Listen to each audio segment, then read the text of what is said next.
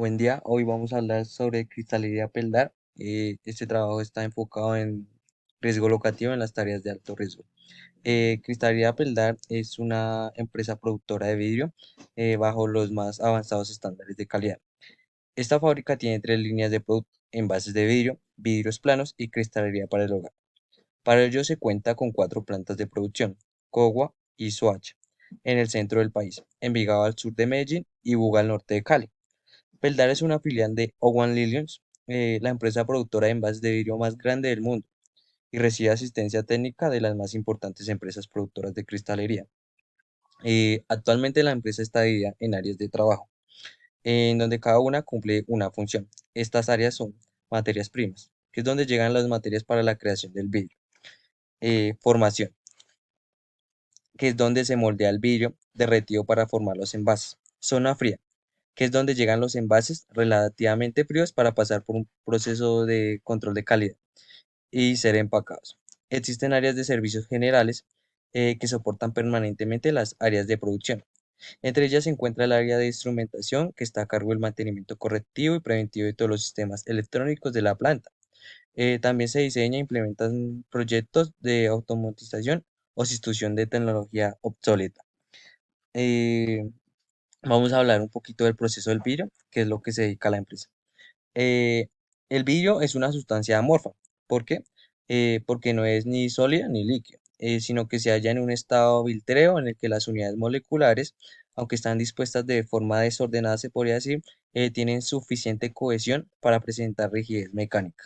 El vidrio se enfría hasta solidificarse sin que se produzca cristalización.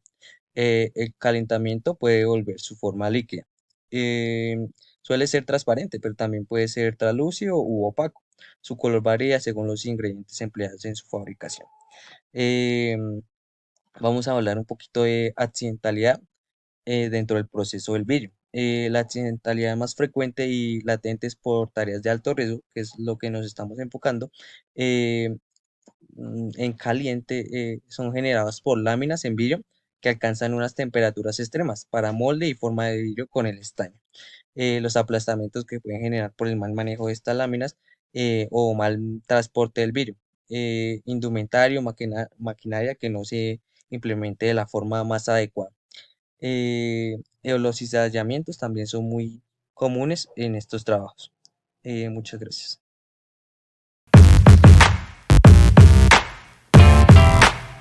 Cuando se trabaja en condiciones de estrés térmico, hay que tener en cuenta unas recomendaciones.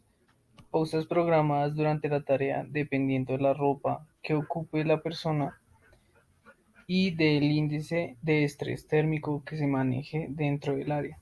Las zonas para estas pausas deben ser zonas ventiladas a condiciones térmicas a temperaturas como 22 grados Celsius, que son las condiciones idóneas.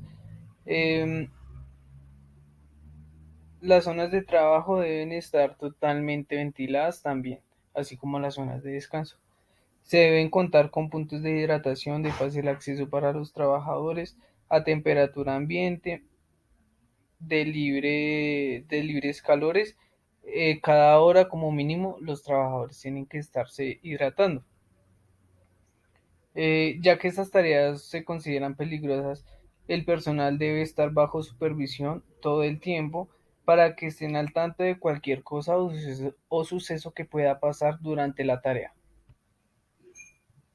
Los elementos de protección personal para estas tareas, en esta tarea específica que es la fundición del vidrio, que están expuestos los trabajadores a temperaturas altas o extremas en términos de calor. Estos EPPs tienen como la finalidad de proteger al trabajador total o parcialmente de los elementos, materiales, superficies, incluso hasta el ambiente muy caliente. Para la cabeza es recomendable usar cascos aislantes o con fibras de vidrio. Para la cara, un protector facial tipo máscara, una máscara con visor resistente a altas temperaturas también es recomendable, como se puede identificar en la imagen a la parte derecha. También para el cuerpo se deben usar prendas resistentes al calor que resistan a las salpicaduras o incluso hasta las mismas llamas. Se debe tener en cuenta también que esta ropa debe ser cómoda para el trabajador y no debe ser exageradamente sofocante en la tarea. Para las manos se recomienda unos guantes de cuero o tejido especial con buen agarre para el trabajo de calor. Se recomienda que tengan buen agarre para el momento de que los trabajadores se sientan seguros en el momento de realizar la tarea. Zapatos. Los zapatos deben ser de suela aislante, resistente al calor y estos, incluyendo todos los elementos, se deben revisar antes de usar o antes de empezar la tarea, se deben revisar. También es importante que los trabajadores tengan una protección auditiva. Se pueden utilizar orejeras o tapaoídos de inserción.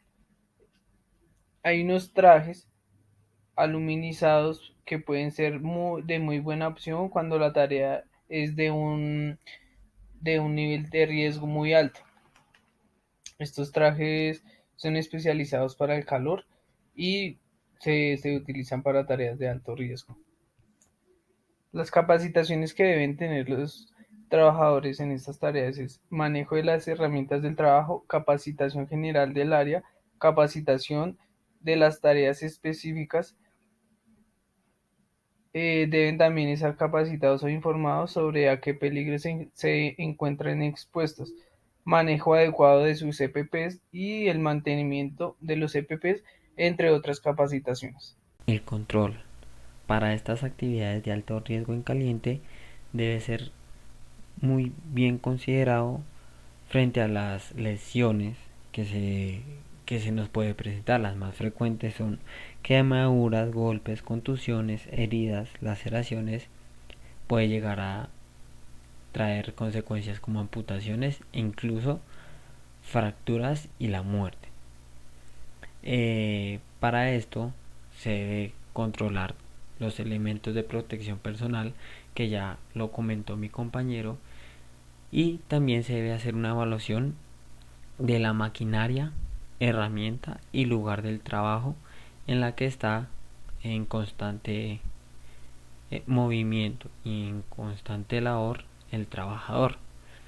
Esto se debe controlar con un checklist de trabajo.